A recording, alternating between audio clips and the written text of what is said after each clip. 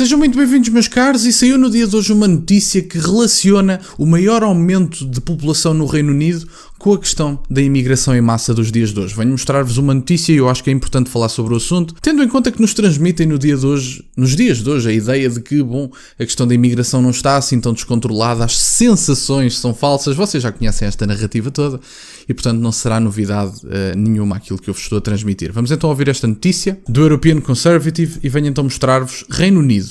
Imigração em massa por trás do maior aumento populacional em 75 anos. Políticos imprudentes permitiram que fronteiras descontroladas alimentassem uma crise populacional, disse especialista na imigração. Temos a população de Inglaterra e do país de Gales cresceu de quase 610 mil pessoas para 60,9 milhões entre meados de 2022 e meados de 2023, de acordo com os números do Escritório de Estatísticas Nacionais. Esse é o maior aumento desde 1949, quando os registros começaram.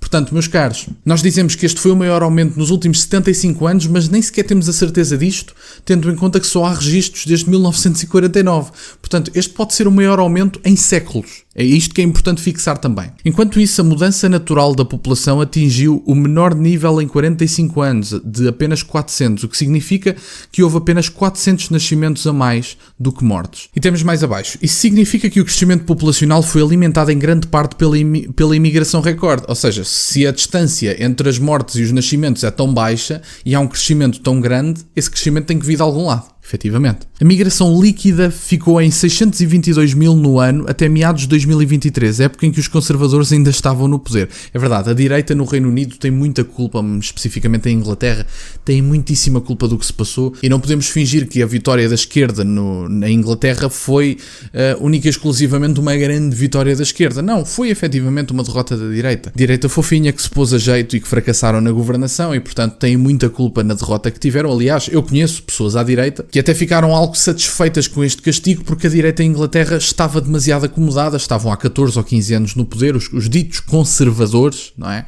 Que não são conservadores coisíssima nenhuma, mas estavam acomodados com o poder e achavam que não tinham resultados a apurar. E achavam que não tinham resultados a apresentar e efetivamente trataram mal do país.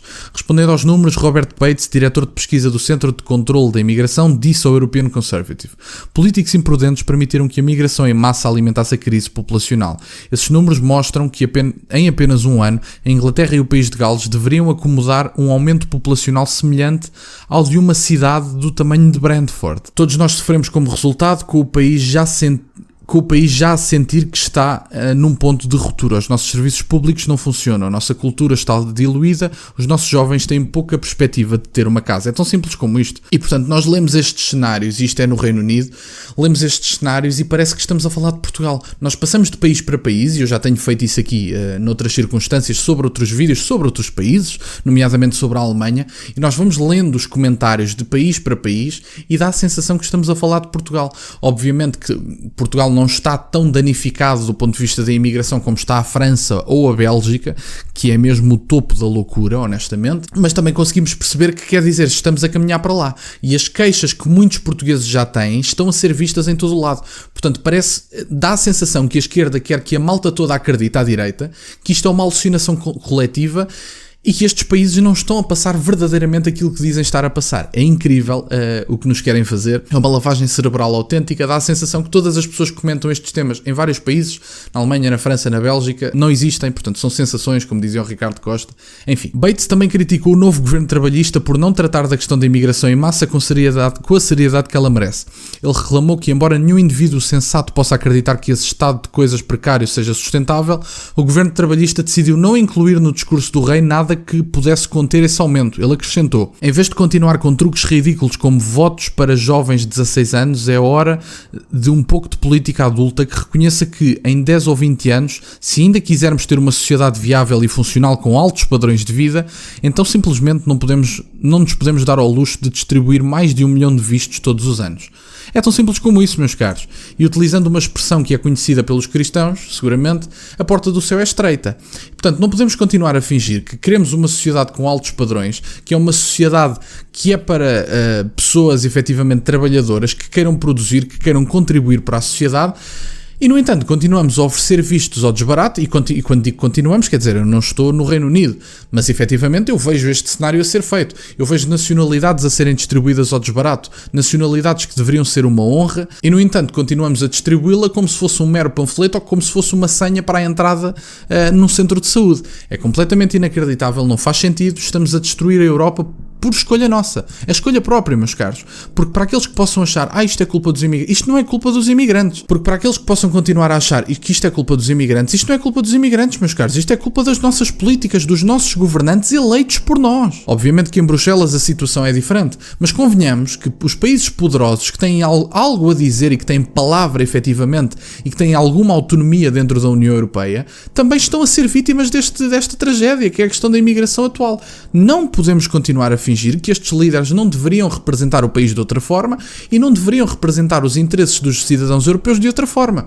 Há várias coisas a resolver e se não forem resolvidas no curto, médio prazo, posso-vos garantir que daqui a 5, 10 anos nós já não vamos ter Europa. O Bloco não vai aguentar 1 milhão de pedidos de asilo todos os anos. Não vai aguentar. A questão da imigração está descontrolada, deixamos toda a gente entrar, não sabemos cadastro, não sabemos de onde vêm, não sabemos para o que vêm, não vêm sequer trabalhar muitos deles, vêm-se apoiar no Estado Social patrocinado por todos nós e ainda nos dizem, quase de uma forma completamente ridícula, bom, eles vêm contribuir para a Segurança Social e pagar as vossas reformas. Meus caros, mas está tudo doido?